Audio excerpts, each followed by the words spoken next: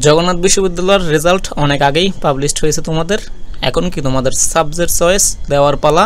তোমাদের subject choice খুব শীঘ্রই, এখানে 8 তারিখ থেকে শুরু হয়ে 17 তারিখ এই এপ্রিল মাসের পর্যন্ত চলবে, ঠিক আছে। সবার যাদের মেরিট আসছে সবাই সাবজেক্ট চয়েস দিবা।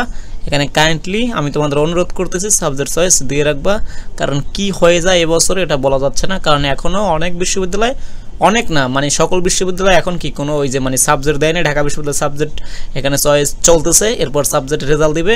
এখনও কি ওইরকম কনফার্মভাবে কেউ সাবজেক্ট পায় নাই, একদম চান্স পেয়েছে বা এখানে স্টুডেন্ট হয়েছে এরকম কিন্তু এখনও হয় নাই। তো এই কারণে অবশ্যই এবার মেরিট পিছনে যাওয়ার সম্ভাবনা আছে, তোমরা সাবজেক্ট চয়েস দিয়ে রাখবা।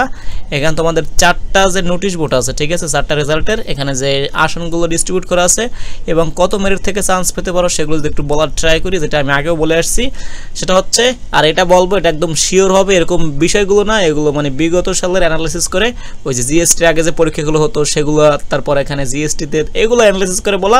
তো এগুলোর আশায় তুমি যে বলবো এটা নিয়ে বসে থাকবা তুমি, এটা না। তোমার যদি বাকি কোনো ইউনিভার্সিটি টার্গেট থাকে সেগুলো অবশ্যই ফোকাস করা উচিত অ্যাজ এ ভালো মানুষ হিসেবে অথবা ভালো স্টুডেন্ট হিসেবে, ঠিক আছে। জগন্নাথ অনেক অসুবিধা আছে, যেটা আমি অনেকগুলো ভিডিওতে বলছি, টিউশন সুবিধা, তারপর এখানে যাতায়াত খরচ, অনেক খরচ, এখানে হল নাই কিছু নাই, বুঝতে পারছো। এখানে পাবলিক তুমি একটা ফিল পাবা না, এগুলো একদম।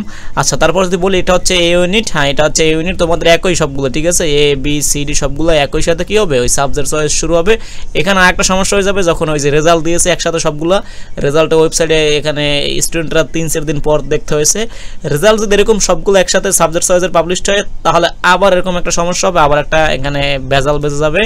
এগুলো ওদের আরও আপডেট হওয়া উচিত। আচ্ছা, যেটা বলতে চাচ্ছি, কত মেরিট পজিশন পর্যন্ত তোমরা চান্স পাবা, এই ইউনিটের ক্ষেত্রে 4 থেকে 5 গুণ পর্যন্ত যেতে পারে, ঠিক আছে। তোমাদের যেখানে শিফট ওয়াইজ আসনগুলো ডিস্ট্রিবিউট করা আছে এখানে তোমরা এগুলো দেখে নেবা। এই যে তোমাদের মোট আসন 860টি আসন আছে, ঠিক আছে, 860টি আসন। এখান থেকে এই যে শিফটে আছে, এখানে সবগুলো বিজ্ঞানের আর কি, ঠিক আছে, 284 এবং এখানে আছে কি 284 এবং এখানে সেকেন্ড শিফটে হচ্ছে 287, এই নট 84, এখানে আছে 299। আচ্ছা ঠিক আছে, মিস প্রোনাউন্সিয়েশন করলে এগুলো ক্ষমা সুন্দর দৃষ্টিতে দেখবা। আচ্ছা, এগুলোর 4 থেকে 5 গুণ যাবে, কারণ এখানে মানে জগন্নাথ বিশ্ববিদ্যালয় এই ইউনিট অনেক যাবে। তুমি ঢাবির ক্ষেত্রে দেখো, ঢাবি হচ্ছে মনে করো প্রাচ্যের অক্সফোর্ড খ্যাত ইউনিভার্সিটি, এখানে এই ইউনিটে একটা কথা পড়তে আছে। ঢাকা বিশ্ববিদ্যালয় এই ইউনিটে একটা পড়তে কথা, সেটা হচ্ছে কেউ যদি ঢাকা বিশ্ববিদ্যালয় এই ইউনিটে পাস করে তাহলে সে চান্স পায়, এরকম একটা কথা আছে, ঠিক আছে। মানে এখানে যে আসনগুলো আছে তার বিপরীতে 10,000 পর্যন্ত মেরিট থেকে সাবজেক্ট পেয়েছে গতবার, একদম লেটেস্ট। মানে তো জগন্নাথের এই ইউনিটের ক্ষেত্রে সব থেকে বেশি যাবে, এখানে পসিবিলিটি বেশি, কারণ জিএসটিতে শিফট হবে, এখানে অনেকগুলো বিজ্ঞান ও প্রযুক্তি বিশ্ববিদ্যালয় আছে। আচ্ছা, বুঝতে পারছো, 4 থেকে 5 গুণ যাবে যে আসনগুলো আছে ডিস্ট্রিবিউট করা আছে। এখন তুমি এগুলো গুণ করে দেখো, এগুলোর মধ্যে থাকলে তুমি এখানে কি সাবজেক্ট চয়েস দিবা, না থাকলেও দিবে, আমি বলি একদম ব্যক্তিগতভাবে অবশ্যই সাবজেক্ট চয়েস দিবে আর কি। দেন হচ্ছে বি ইউনিট, এখানে 5 গুণ না গেলেও 3 থেকে 4 গুণ যাওয়ার পসিবিলিটি থাকবে। এখানে তোমাদের বি ইউনিটের যে আসনগুলো ডিস্ট্রিবিউট করা আছে, মানবিকের জন্য এখানে আসন আছে, এই যে বিজ্ঞানের জন্য, তারপর হচ্ছে বাণিজ্যের জন্য সবগুলা। এই যে শিফট 1-এ আছে 216 মানবিক এবং শিফট 2-তে আছে 218 এবং শিফট 3-তে আছে 124, বিজ্ঞানের জন্য 41, তারপর এখানে তোমার বিজ্ঞান 39, এখানে বিজ্ঞানের জন্য 65, এখানে বাণিজ্যের জন্য 37, এখানে বাণিজ্যের জন্য 35 এবং এখানে বাণিজ্যের জন্য 10। তোমরা 4 গুণ করে এই যদি পজিশনে থাকতে পারো তাহলে কি তোমরা এগুলো পাবে। এবং মোট হচ্ছে শিফট 1 হচ্ছে 294, শিফট 2 হচ্ছে 292 এবং শিফট 3 হচ্ছে 199।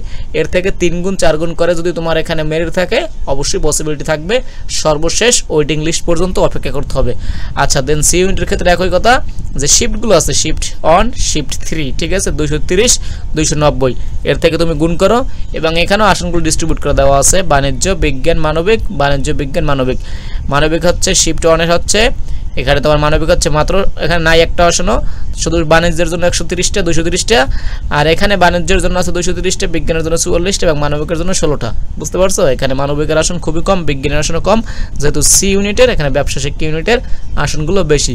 দেন ডিতে শিফট করলে আমরা, ডিতে হচ্ছে 590টা আসন আছে, এখানে শিফট 1-এ হচ্ছে 294, শিফট 3-তে হচ্ছে 296, শিফট 2 কোথায় তাহলে? আচ্ছা বাদ দাও, এখানে মানবিকের আসন অনেক আছে, দেখো মানবিক হচ্ছে 192, এখানে মানবিক হচ্ছে শিফট 3-তে 193, বাণিজ্য মাত্র 33, এখানে বাণিজ্য 32, এখানে বিজ্ঞান 99, এখানে বিজ্ঞান হচ্ছে কি 71। এগুলোর 3 থেকে 4 গুণ করে যদি তুমি এখানে থাকো অবশ্যই সাবজেক্ট পাওয়ার পসিবিলিটি থাকবে। এই বিষয়গুলোই আর কি।